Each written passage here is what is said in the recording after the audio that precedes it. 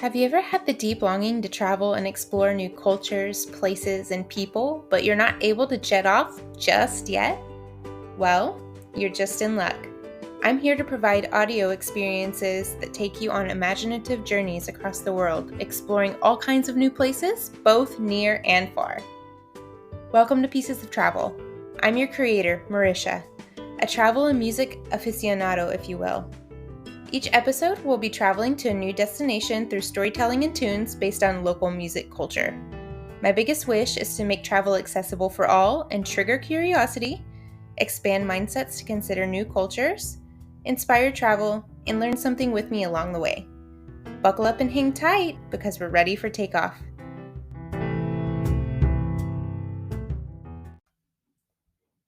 Hi, and welcome back to a new episode. This story is actually the first of its kind. I wanted to incorporate some short and sweet stories as well that don't fit into the typical story themes I'm releasing on the pod. So these will be labeled as experiences. So why don't you come along and experience Big Bear Mountain camping with me? As the title suggests, we will be going off the beaten path and off-roading to get there, plus paying close attention to sights, feels, smells, and sounds of the mountain.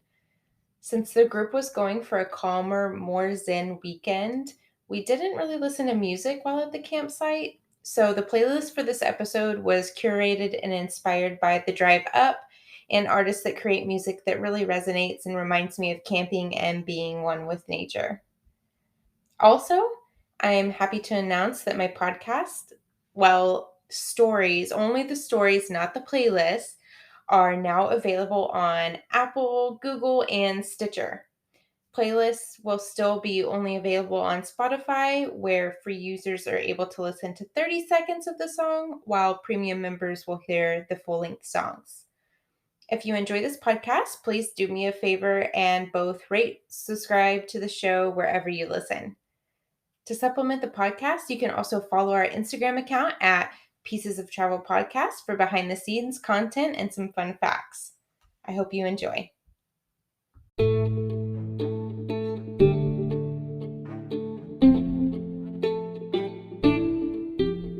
Located in San Bernardino National Forest, about a 2-hour drive from central Los Angeles, Big Bear is well known for its slopes and summer outdoor escapes, but it also has a share of more remote areas off the beaten path for those fond of really disconnecting. A friend invites you to join, and of course, you can't pass up on the adventure. After a late start on the day, you scurry around the house and finally jump in the Jeep you rented for the weekend to head east and up to the mountain. As you drive through the winding roads along the mountain's edge, up above the clouds, vibrant spring-summer colors pop out from the tan dirt. All shades of emerald, forest, and yellow-green, with splashes of canary yellow flower bushes lining the drive and emitting such a sweet-smelling scent from within the crisp, cool morning air. After further getting into the mountain, boulders and giant logs from 100-plus-year-old trees start to pop out along the road, greeting you a warm welcome into elevated nature. Bright purple flowers are spotted here and there after a while, too.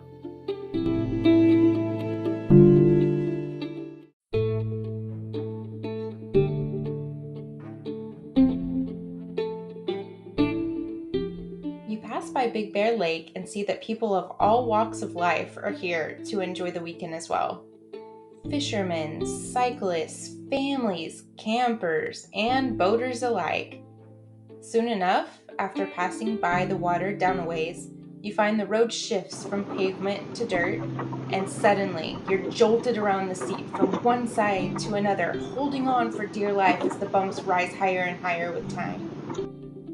An SUV or truck is definitely needed for these roads, and having four-wheel drive is a bonus as the cheap tires crawl along, making the ride as smooth as possible.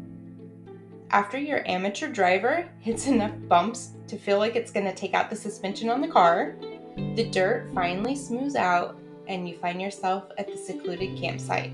You're home for the night.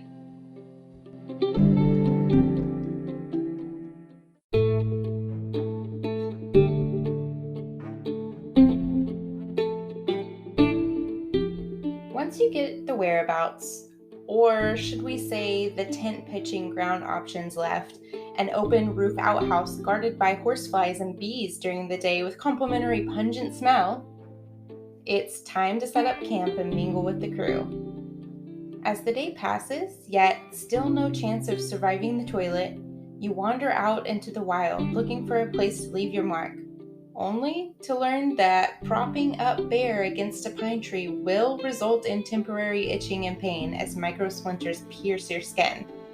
Ouch! Never doing that again. Heading back to the crew, a few celebrations are necessary with both birthdays and engagements happening. Winds gently whistle through the soaring trees throughout the day. Beers are clinked. Cornhole points are debated. Yummy tacos are shared, and voices carry through the quiet lands all day long. Temperatures start to significantly drop with the sun still high in the sky. It's time to prepare for nightfall and cook dinner while you still hold on to some daylight. But before you know it, sunset is over.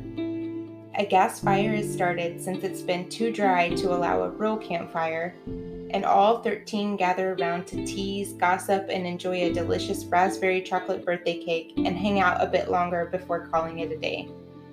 The group disperses, settling into their pop-up rooms for sleep, and as midnight creeps in, winds pick up, giving anyone awake an audio inexperience.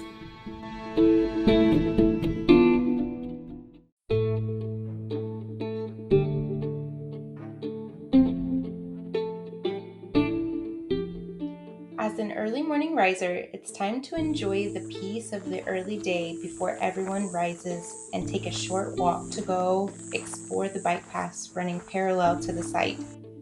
Pack up and head back down the mountain with a different view overlooking a sea of clouds, smelling sweet perfume scents from wildflowers once more, and a train line of cars in front of you.